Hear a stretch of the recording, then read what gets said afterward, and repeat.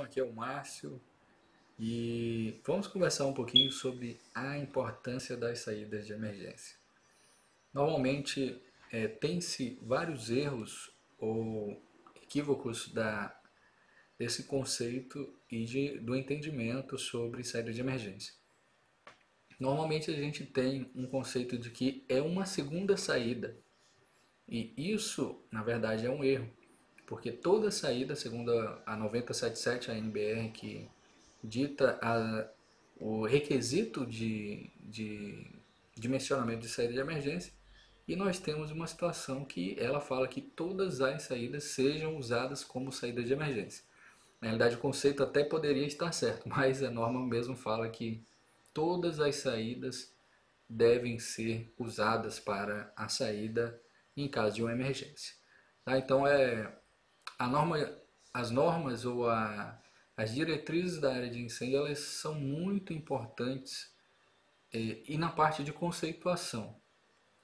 Na hora quando a gente entende o conceito, né, isso faz sentido para várias ideias do contexto da área de incêndio e também nos ajudam a fechar um projeto ou a proteção e o que for da área de uma maneira com a assertividade maior, né, com o objetivo da norma atendendo, que é o mais importante.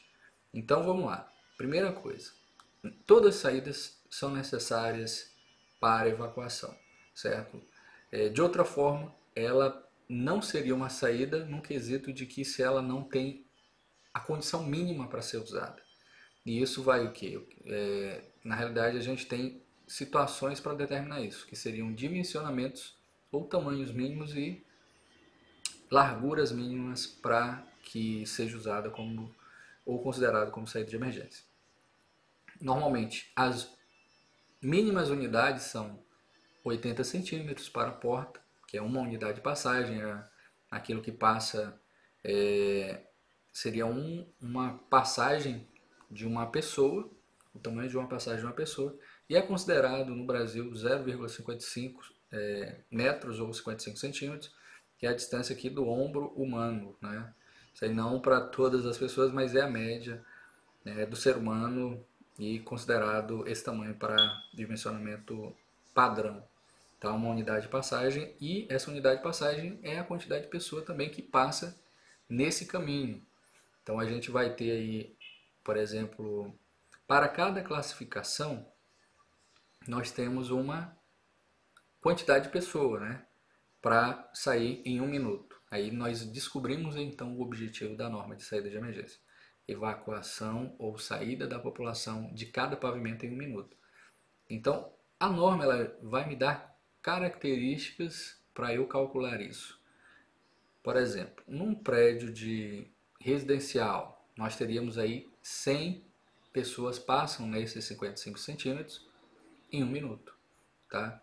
Então, se eu tenho duas unidades de passagem, para a porta ela já tem uma condição de 1 metro seria duas unidades de passagem, tá? Então, olha só, 80 centímetros seria uma unidade de passagem, 1 metro, duas unidades de passagem. Então, não é bem redondinho aí esse 55 mais 55 que daria 1,10, tá?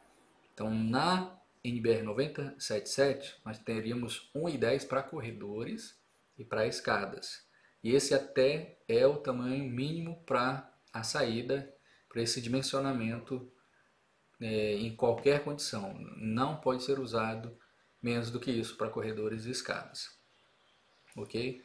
Então aqui nós temos já um quadro para a gente entender a importância disso. Se eu não consigo dimensionar isso da maneira certa, eu vou impedir que essa população saia num tempo efetivo, num tempo oportuno para a segurança acontecer. E aí entra outras ideias. Por que eu tenho que evacuar o meu prédio em um minuto? Porque em um minuto eu já tenho condições que a fumaça me mata. Então o monóxido de carbono ele faz um efeito no ser humano que o sangue, entrando em contato com o sangue, ele me mata em um minuto. Então é toxicidade, tá? Isso daí já entra, né, num conceito, depende do tamanho do incêndio. Então eu tenho que colocar o incêndio, né, esse incêndio crescer de uma forma tão grande que aqui eu tenho uma situação que, né, essa fumaça, eu respirando essa fumaça em pouco menos de um minuto, a pessoa pode morrer, sim. Em muitos casos a gente vê. Por exemplo, o caso do bombeiro que estava no prédio do Museu Histórico, no Rio de Janeiro. A gente até consegue ver ele agindo lá. E depois de poucos segundos ele já perdeu a consciência com a fumaça. Certo? Então é situações aí que a gente vê casos diários de sinistros e mortes devido a essa situação de incêndio e fumaça. Então a importância da saída de emergência é muito séria. Na minha visão, na minha experiência, né, na minha análise, eu falo que é um dos elementos, é o elemento mais importante. Porque aqui nós temos a situação de que a gente trabalha com vidas e uma vez que as saídas não estão dimensionadas de uma maneira correta, essa situação vai ser a pior coisa que tem numa edificação, né? A pessoa vai ficar perdida, vai ficar sem saber para onde ir, né? A porta pode estar na frente. Se ela for para outro caminho, ela pode ser fatal. Então a gente tem a situação da Boate Kiss também, que uma simples sinalização, né, da letra em vermelho do banheiro, as pessoas pensaram que era o sinal de saída.